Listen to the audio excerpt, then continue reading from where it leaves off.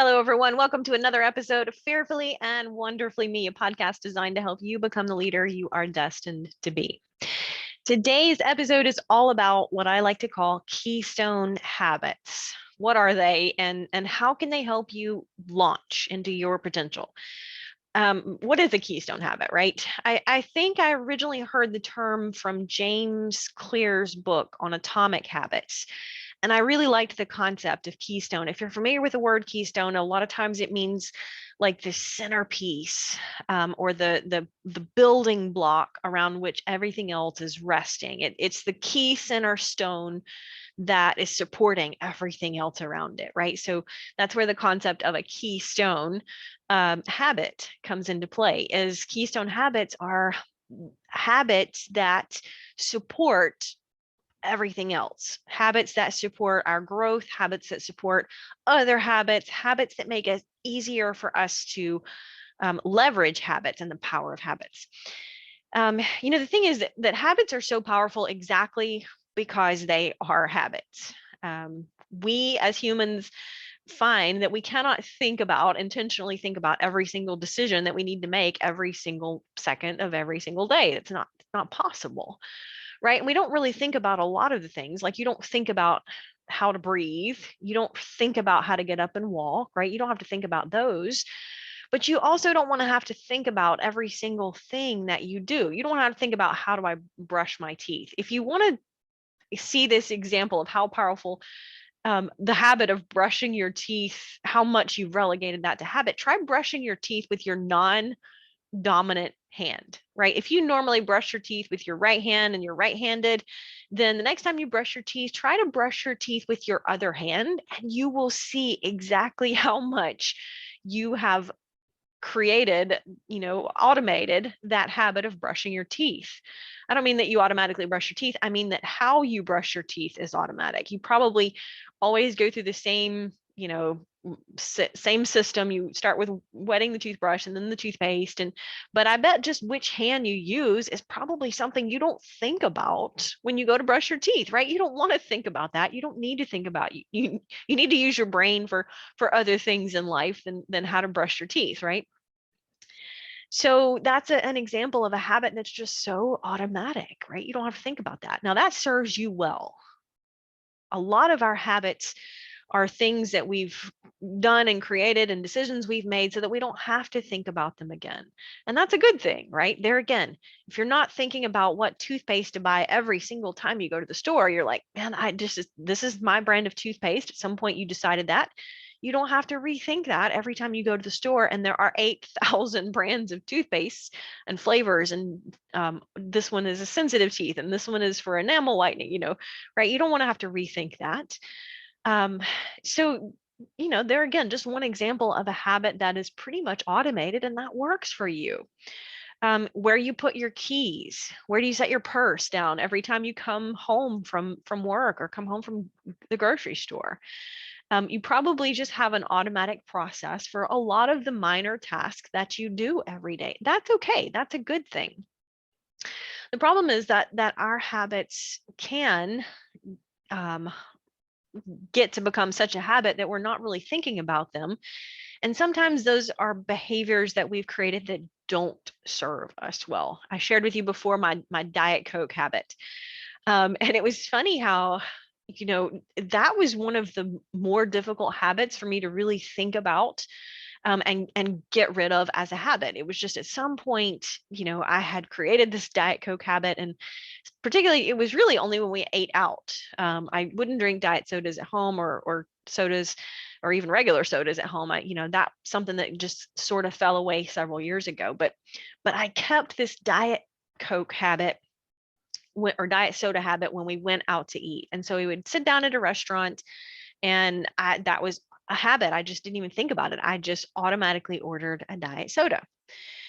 And so when we talk about keystone habits, I wanted to share a little bit about them. And then I think the next several episodes for the month of September, I think I'm going to break down some of the keystone habits in each dimension of life. So I'm going to do an episode on every dimension of life and the keystone habits there, because Keystone habits are the habits that we can create or build or improve on that help leverage other habits that are the foundation for more success. And of course, this could apply for any dimension of life, right? There are keystone habits for physical dimension of health, um, our physical dimension of life. There are keystone habits for emotional dimension of life. There are keystone habits for relationships and social dimension of life. So I want to dedicate a podcast episode to each dimension of life because I think it's worth drilling down into. Um, but today's podcast is really to just introduce the concept of keystone habits. And so that's what a keystone habit is. It's the foundation or the habit that helps us build everything else on top of it. So it can be very powerful when we learn how to leverage that, how to build those keystone habits, right? We all want good habits or better habits, but the thing is that what makes something a good habit or a bad habit is pretty subjective, right? Because it's relative to where we are and where we want to go. A Diet Coke habit for me was not a good habit, but maybe it was a better habit than a regular Coke habit, a regular soda habit, because there was all that sugar and stuff. And so at some point I had replaced drinking regular sodas and filled with sugar with a Diet Coke. And so there again, just an example of how for me today now a Diet Coke habit is not a good thing relative to where I am with my health and where I want to go. A Diet Coke habit would be a negative thing or a negative habit, but for some people it might be a better habit than drinking the real sugary stuff, right? All I'm saying here is your habits themselves are not necessarily bad. It's just relative to where they affect you, where you are, and where you're going. Now, I think any behavior that we do too much of or to an extreme is generally going to affect us in a negative way. I mean, exercise can be a good thing, right? But if you do it obsessively to the point of hurting your health, then exercise can be a bad thing. So it's very important to keep that in mind. As I talk about habits, I'm not putting down your habits. I don't even know what your habits are. I don't even know you, probably. So I'm not telling you that all your habits are bad. All I'm suggesting is that when we learn to leverage the power of habit, we can build a better habits, or we can improve on some habits, and we can change the results that we are getting in life. And there again, this could be in any dimension of life: physically, environment, relationships, emotional, spiritual, whatever it is. But I think it's helpful to look at what are those keystone habits relative to every area of life, because those are the ones that you're going to see more results from improving or changing. Maybe you've heard of the Pareto Principle, where the concept is that 80% of our results come from 20% of our effort, or 80% of our productivity comes from 20% of our time.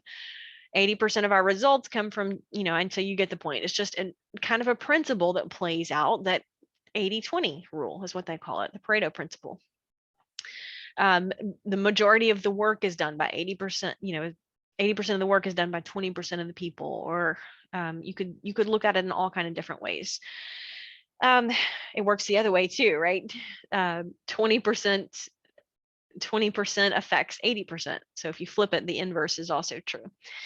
So I think it's important to think about that, right? How can we leverage that 80-20 concept when it comes to the habits and the systems, the processes that we have in our life? Because the thing is, if we want to change the results and the outcomes and the circumstances that we are experiencing, we've got to start taking a look at what is leading up to those circumstances, what's creating those outcomes, what's causing the results. I'm reminded of this story, and I don't really remember all of the details, but I'll just kind of give you the general story of the British cycling team. And the British cycling team for several years never did really well in the Tour de France. The Tour de France is one of those big multi-stage, multi-day races over there. And for years, the British cycling team was just never doing well. They never had riders who were performing well at any stage in the race. They never had someone win. They just had kind of a slump from a sports perspective of they just were not historically performing well in that race. And so they hired someone to come in and look at what they were doing and, a consultant, if you will, to help them start getting better results in the race. But what was interesting was he went at it from an entirely different approach. And I cannot remember his name at the moment, but what he did was focus on improving every single thing that the cyclists were doing by just 1%. In other words, I mean, cyclists at that level and professional cyclists are already eating well, obviously, to be performing at that level at all. But what he did was go in and see if we could tweak their nutrition just 1% better. Just 1% better. And I would ask you, and I guarantee you the answer for me would be absolutely yes. Is there something in my nutrition that I could do that's just 1% better? And I guarantee you there is. I know there was between last year and this year. I started training for another marathon. And, I've eaten what I would consider pretty healthy for quite a few years now. And so I kind of didn't think about that last year, just training for a marathon last year. I really, I just focus on eating healthy. But I didn't give it a lot of thought beyond that. I just try to eat healthy. That's just the way I eat these days, for the most part, right? So I didn't give that a lot of thought. But last year, when I started training for a marathon last year, I also upped the intensity of some of my workouts. So I didn't want to just run the marathon. I wanted to run it faster, right? So what I did was change some of the way that I was training, but I didn't change my nutrition. And it wasn't a great training season for me. I just went through that period of doing something new and something different. And so I was tired, I was exhausted, I was sore, just upping the intensity of some of my workouts. And it wasn't the best marathon training season for me last year. It wasn't my best marathon last year. And I knew that would, to some degree, that's natural and that's normal. When we change things and start to improve things, it takes some time to see the results usually. But what I didn't do is take a good look at not just what I was eating, but how much of it. And so this marathon training season, I'm like, okay, I want to get better, right? There's, like Michael Josephson said, we don't have to be sick to get better. So I really did some reading and some research on, just improving performances and things like that. And then what I realized was that I was eating good, healthy, nutritious food, but I wasn't eating enough carbohydrates relative to the intensity of the training that I was going through. And so this marathon training cycle, I'm only a month into it and I've still got like 3 months to go. But this marathon training cycle, this season, this fall, I've been very intentional about counting those carbohydrates and just making sure I'm getting enough of them, right? Because the carbohydrates give you energy and it takes energy to train for a marathon. Well, what's interesting is that just making that one tweak, I've seen, I feel better. I have more energy on my training runs. And so it's made just a huge difference. So I absolutely know there was room for 1% improvement in my nutrition. And back to the British cycling team, that's what they discovered as well. When they improved their nutrition just 1%, they saw some improved performances. But the coach and the consultant didn't stop there. He looked at, could we make their outfits that they wear just 1% more aerodynamic? And that came down to the quality of the material that they were using for their jerseys and their outfits. And then he looked at their bike setup. Could we make that just one tweak so that it was the right proportion and the right angle so that their muscles could function just 1% more effectively? And he did that with everything. He did that with training and nutrition and what they were wearing and, the seats that they were sitting on and all of that. So he broke every single element down and just tried to get 1% gain or improvement in every area. And what's fascinating about that is the British cycling team started to really I mean, they started winning stages of the race. They started performing at just on a whole nother level. And so it's fascinating to me how when we break down just 1% of each dimension, each element, if you will, just like the British cycling team, is we can see that compound over time. And this is not a new concept, you guys. I talk about the power of consistency beats intensity over and over and over again, because this is really where we can leverage consistency in our habits, right? So that way we don't have to necessarily think through every decision that we're making. For me, this comes down to, it's kind of silly to say it, but one of the things that I realized is that I don't want to think about my meal planning every single day. Like I dedicate a little bit of time about twice a week to plan out meals for both of us, for Mac and myself, because we're not always eating the same thing.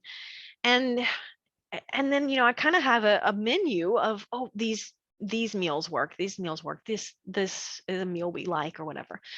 And so when I sit down, on Sunday, for example, I might spend more in-depth time thinking about meal planning, but then come Tuesday, I don't want to have to think about that, right? I've already made that decision. And so that's an example of a habit or a system that I've created, so that when I'm doing things like recording podcasts or traveling and speaking, I don't necessarily have to go reinvent the wheel on my nutrition. I've already thought about that and how to have some good quality nutrition. And so it's made that decision easier. And let me tell you, the more that we can leverage the power of processes and systems, the easier it becomes to achieve exceptional results with less effort. That almost sounded like a mouthful to say. So, but let me say that again. The more that we can improve our habits, our processes, our systems, the easier it becomes to achieve exceptional results with average effort. There, I said that much better that time, I think. Because it's thinking through some of those decisions and then just leveraging that decision making over and over and over again. And that becomes, that allows us to freeze up our time, it frees up our energy, it frees up our thought processes, so that we can dedicate that time, energy, and effort to something else, that brain power.